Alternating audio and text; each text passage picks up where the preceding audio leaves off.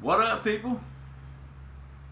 Your boy's back. Let's talk about it. We got another one coming. I am fucking with shit on the computer. Give me 1 second. And I'm gonna tell a story of when I got busted trafficking. So let's sit down, smoke a joint, and tell a story. Alright. There, cool. It's about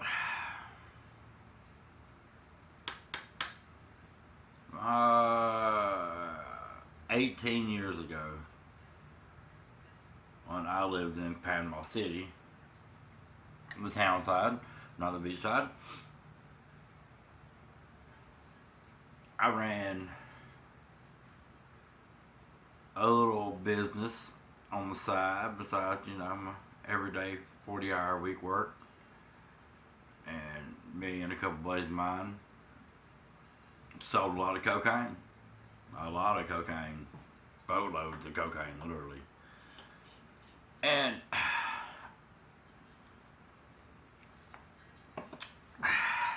I was always just the distributor, period. I never went on the runs to do pickups. That was not my thing. Well, one weekend, one of the co-drivers couldn't go because it took two people in a 24-hour round trip. And I was like, cool, I'll go. I never went, no big deal. We've never had a problem before in our lives. And so my buddy comes picks me up. A little snitch ass motherfucker. He'll see a video one day and he'll know who he is. I hope he does, bitch ass. And we made good money together. I always made good money together. So I got in the car. We used to do runs to Texas, and that's where we got our medicine. Not the sugar. The sugar came from South Florida. We go to Texas to get the oxys, Soma, Xanaxes, all that good shit like that to sell. Back then, you could just hit. They had Dr. Mills. Just bam, $50, get whatever you wanted. So I went to Texas. We done a run, and on the way back, I was supposed to drive.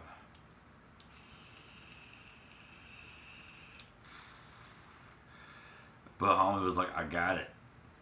I'm gonna run the route." And I'm like, "All right, man. You're good. I'll let you run the route." So I just came back in the passenger seat. I fell asleep because we'd already been on the road forever. And this motherfucker decided to go through Baton Rouge and was speeding. That's all it took. Got pulled over. They'd already been watching the truck. He done made so many goddamn runs. And we ended up in the DEA office. Oh, punk ass crying, little bitch ass motherfucker. We had, I think I had 500 lower tabs on me. He had about 500 on him. Some was everything. It went about 1,200 pills total. And I knew I was gone. I lived the life. I knew. I'm going to prison. Cool. Whatever. I called a wife. She's here in Florida. She's sitting on some weed. I'm like, not coming home for a while. And they book us in, and homeboy's like, this little suburban bitch ass white boy, he is crying his fucking ass. I'm like, dude, don't, nope. I don't even know you, pimp. Because Baton Rouge is a motherfucking different place, son. It ain't like Jefferson County. When you Baton Rouge, you don't go to a city jail. You go to a prison camp like Kilby immediately. And I was down there.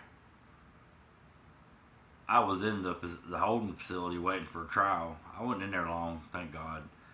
Made bond and all that good shit and got out. But They made a $50,000 bond. My bond was more than a guy who had attempted murder charges. His was 30 grand. Mine was 50. I had a bunch of pill bottles on me. They got me with doctor shopping. But they tried to charge me 1 felony per pill. And the ones that stuck was like 480 felonies. Mm-hmm. Yeah, 480 felonies. And so I already knew what I was going to do as soon as I made bond. That's one reason I moved back to Alabama many years ago. Because as soon as I bonded out, I told everybody, they're going to come find me. I'm not going to do a quarter of a century in Baton Rouge, because then you go to Angola. That's not a fun place to go. I was in what was referred to as baby Angola. That place wasn't no motherfucking fun neither. But thank God, there was a couple white boys in there. They were cool as fuck with me. And fucking tattoo artist just texted me. We're gonna go live later. I'm doing a switchblade or a motherfucking straight razor. I'm gonna do one down my jawline. So I'll probably go live later. It was just him texting me on my phone. But I was sitting there for a while. I got bonded out. Got my way back to Florida and packed my bags and everything. We moved back to Alabama. I'm fighting the case. I had to drive to Baton Rouge at like every 2 months. I had to get up like 2 o'clock in the morning, jump in my old Blazer, haul ass to Baton Rouge, get there by 9 o'clock, get to court, get in my truck, haul ass back home. This is all during pre-trial arraignments, all that shit. And I got a court-appointed bullshit lawyer. So me and the wife go for my first actual court date. And they offered me 25 years. Needless to say, I cussed the lawyer, cussed the judge, cussed everybody in the courtroom. Told them to suck my dick. I'll hire my own lawyer. We dipped out. We scraped some money up. Hired a lawyer, hired private investigators, come to find out the judge. The judge's son was doing the same motherfucking shit that I was doing. Going to Texas, running dope. Private investigator found that out. All kinds of stuff like that. But my 25 years turned into 2 years on paper, unsupervised, so they must have found something good out. Got me out of a lot of trouble, thank God. And little bitch ass motherfucker that was with me, Adam, you bitch. You know exactly who the fuck you are. Little sport ass rich white boy. Try to throw it all on me. Of course he would, but it didn't stick. Nothing. No. They knew better. This little punk ass, bitch ass motherfucker. To this day, he's scared the fuck of me. He won't come around me. He ain't, I know he lived down. I know he lived not far from me. I know he does. See, I know he's still there in Florida next to his mama's ass. But he won't. No, he know better. I think I seen him one time. And when I do see him, I'm gonna stomp his ass. I'm gonna stomp the fuck out of that boy. I don't give a fuck. And but what was going on while I was in jail? Oh, my wife had a bunch of weed, and she got freaked out that the police the DEA was gonna come to the house in Florida and kick the doors in. So that's pretty cool neighbors. So she took all the product to the neighbor. Was like, here, hold this, sell it, whatever, just whatever. So I get out, I get home. That's the first thing I'm asking about, because I got to make some money. I'm like, where's that product? I need to sell it. And so-and-so got it. I'm like, okay. This motherfucker goes to tell me that his kids dumped it out and his wife vacuumed it up. Alright, pimp, whatever. Whatever, wash it away. Charge to the game. I always just get more product. I always was that way. Didn't make a fuck. I was born and bred to sell dope. I always sold dope. I always was in the jail, out of jail. Everybody knows that. Everybody knows me knows that. I didn't get to look the way I look by being an upholding member of society and a great Christian boy. I looked the way I looked because I lived that life. I was that white boy that was always in the motherfucking hood and didn't give a fuck, dog. I was loved in the motherfucking hood. Don't give a fuck what anybody got to say about that. I ain't going to more motherfucking hoods than any motherfucking else. Man, I don't give a fuck who you are. I don't give a fuck who you are from my part of town. From Birmingham, from Mug, or Baby Mine. I don't give a fuck who you is. I went to more hoods than any motherfucker did. And I was welcomed in them bitches. I was white boy. That was it. I was just a motherfucking white boy. I beat all them motherfucking charges. Moved my ass back to Alabama. Started business up there. You know, you can't keep a dog down, bro. I'm gonna let it fight another day, period. But this was 15 years ago plus. It's been 5 years now since I even used a set of scales. So, that tells you a big difference. I don't even fuck with it no more. And I got plenty of opportunity to fuck with it. I can make a phone call right now and have some shit dropped off. It ain't worth it no more. I live a different life now. Ever since I got my diagnosis with epilepsy and PTSD and all these other problems I'm having with my health, I ain't got time to fuck with the game. So, I retired. That's one reason I'm doing these videos. Because, I mean, whatever, dog. I'm going to tell my stories. I'm going to tell my tales. When one pops up in my brain, and I'm like, I just smoked a blunt. I'm still smoking on one right now. I mean, a white boy blunt. But, you know. And my brain gets there, I'll be like, you know what? Bam! Let's do a video real quick. Why not? Especially today. It's motherfucker raining down here on the beach. They got Gulf Coast Jam, a big concert, 3-day festival. Rain that shit out, thank God. Be getting tired of these motherfucking tourists and whatever. Fucking traffic a bitch when you live on the beach. And so I'm like, fuck, let's make a video today. I ain't doing nothing important. I'm here at the house by myself. Besides the dog. Got the dog over here chilling. I was like, I'll pull a video out, tell a little story.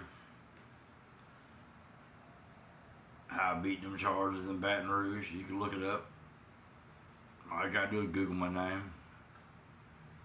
If I tell you I went to jail for something, Google it. It was there. I was there. I ain't gonna lie about jail. Anybody who lies and says they went to jail or prison is stupid as fuck. Don't never talk that game. If you go there, you can tell your stories, but don't act like you've been there. Don't act like you from the hood and you ain't never stepped in the motherfucking hood. Don't act like you ain't ever been shot at and you ain't been shot at. Hell yeah, I've been shot at a couple motherfucking times. And we was young when that shit happened, talking like 14 and 15 when that shit happened. And that was just because we was in the wrong place at the wrong time. I remember one night at my homeboy Randy's house. My brother from another mother from a different color. And my family reunion down the road got they turned up. They started fucking shooting each other. We were on the front porch like 14. We had her smoking our little trashy ass brick weed. And I remember motherfuckers, you start hearing bullets whizzing by. And I remember Randy's mama grabbing us and dragging us in the house on the floor and shit. That's just the way it was. I mean, fuck, I seen my first dead body time I was like 10, I think. Ain't no biggie. Shit happens, life happens. That's just the way it is for all of us, man. If you, what do they say? If you live by the sword, you die by the sword, shit like that. Yep. So I quit living by it. And now I just live day to day. Just be like, cool, I woke up, I'm gonna smoke. I'm gonna watch a little TV and relax. Do a little work if I want to. And tell stories. You know, there's nothing wrong with it. I know my boy George watching. I got stories about you, George, motherfucker. Don't worry. You know I got stories about you, boy. They all funny, though. Don't worry. They all funny. Hey, George, remember that night me and Randy found you in the ditch? Ooh, you were drunker than a motherfucker. That shit was funny as fuck. I know you remember. Comment that shit when you watch the video, George. Comment it, and I'll tell the story of that night. Because I know you don't motherfucking remember that night, pimp. I do. I never drank. I was always smoking weed and shit. I wasn't big on drinking. I always smoked weed, pop Xanax. I remember that night.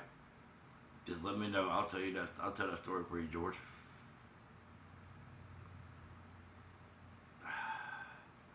But what I'm finna do is I'm finna get ready to go tattoo shop.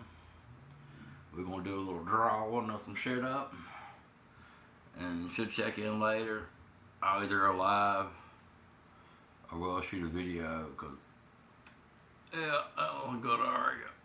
Right there. So, look, man, y'all keep it easy, pimp. Smoke one with me. I'll smoke one for you. Remember, hit all them bells, hit the notifications, hit that subscribe button, hit that like button, leave me a motherfucking comment. Let a brother know what the fuck up, y'all. Peace out, man.